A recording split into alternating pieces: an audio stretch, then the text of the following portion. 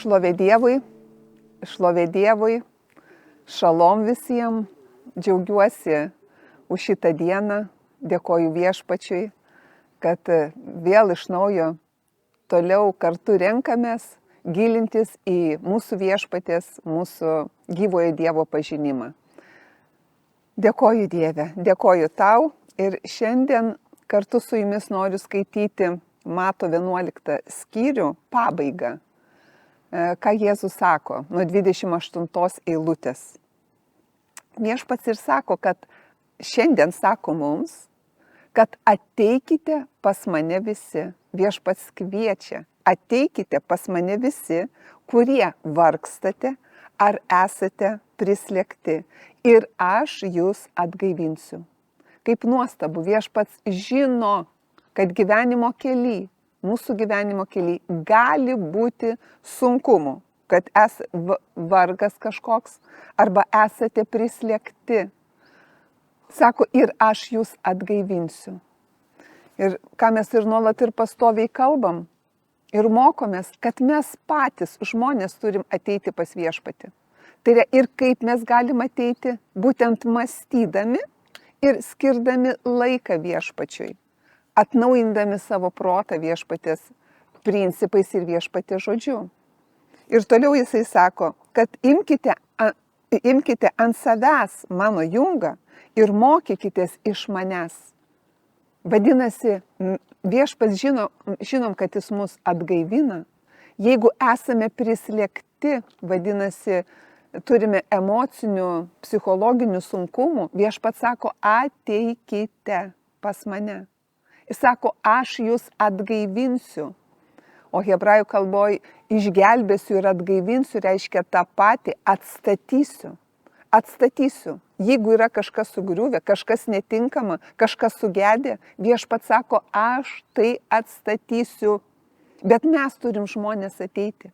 Ir aš taip džiaugiuosi už visus žmonės, kurie, ir jūs šiandien, sekmadienį, skiriate laiko gilesniam Dievo žodžio gilimuisi, pažinimui, dedatės į savo širdį, vertinate ir branginate Dievo žodžius.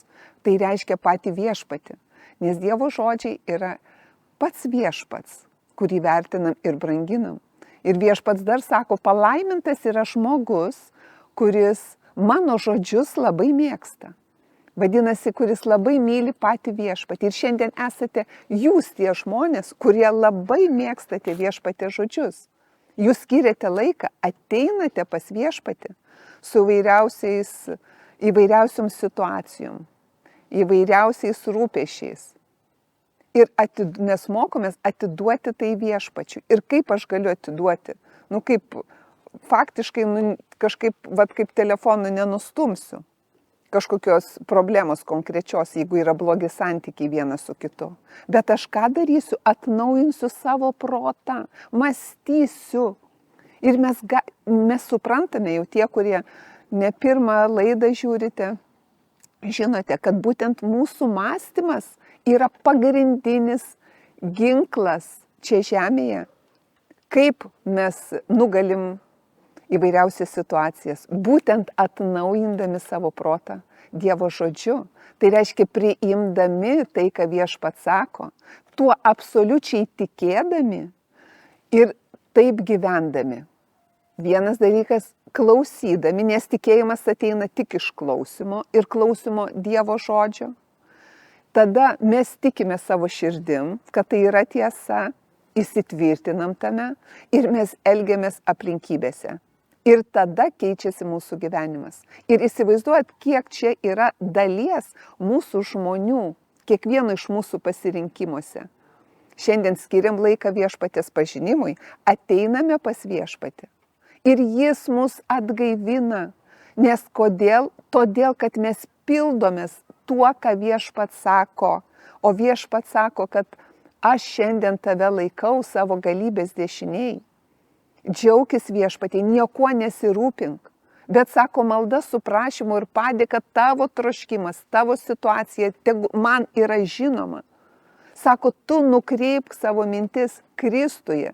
Sako, palik savo mintis Kristuje, tai reiškia Dievo žodžiuose. ir situacija, bet kokia situacija keisis. Nes aš dėkosiu viešpačiui, kad jam nėra nieko neįmanoma mano Dievui. Nes taip ir sako, imkite ant savęs mano jungą ir mokykitės iš manęs. Nes aš, esu romus ir nuolankios širdies. Ir jūs rasite savo sieloms atgaivą. Viešpats sako, jeigu mokysitės iš manęs, jūs rasite, vadinasi, garantuotai rasite atgaivą. Kam? Savo sielom. O mes prisimenam ir žinom ir nepamirštam, kas yra siela, mūsų emocinė dalis. Taip, kaip mes mąstome, taip, kaip mes jaučiamės, taip, kaip mes suprantame. Mes, vadinasi, viešpatyje randame sielos atgaivinimą. Mūsų emocinė dalis nurims, jinai pradės kitaip mąstyti, nes būtent mes patys ir nusprendžiame, į kurią pusę eis mūsų gyvenimas. Ar jis į tą pusę, kad viskas blogai, ar vis dėlto tvirtai laikysiuosi viešpatyje ir neleisiu įvairioms abejonėms ar nerimui užpildyti mano mintis. Nes būtent jūs, tai reiškia aš pati, tik tai tą galiu daryti. Taip Dievo meilė ir Dievo malonė mums išlieta ir liejasi. Tai reiškia, kad Dievas yra viską padaręs dėl mūsų. Bet kaip šitoj Mato 11 skyrius 28 eilutė ir sako, kad jūs turite ateiti visi, sako visi, kurie be išimčių, net nežiūrint, ką yra padarę, kaip elgėsi iki šitos akimirkos. Viešpats sako, visi, kurie pasirinktų ateiti pas mane, ateikite. Viešpats kviečia ir ragina nuolat ir pastoviai ateiti pas jį. Tai reiškia, ką tai reiškia? Tai reiškia skirti laiką ir priimti sprendimą, ką šią akimirką aš darysiu. Ar eisiu į tikinčiųjų, bendraminčių, kurie tiki Dievų susitikimus, bendrausiu su jais, ar gilinsiuosi į pasaulinius dalykus, ten, kur tikrai atsakymų visų nerasite. Nes nebereikalo viešpats sako, kad jis atgaivina. Jis atgaivina, tai reiškia nuo prislėgtumo, ar nuo nerimo, ar nuo vargo, kitur pagalbos nerasime, tik viešpatyje. Ir viešpačiui tai yra be galo svarbu. Kad mes ateitume pas jį, vadinasi, aš tikiu, kad viešpats yra ir aš tikiu, kad jis veikia mano gyvenime. Tai reiškia, aš elgiuosi, mokausi iš viešpatės, mokausi. O mokinys tai būtent tas, kuris ir elgiasi, pritaiko tas žinias ir elgiasi taip aplinkybėse.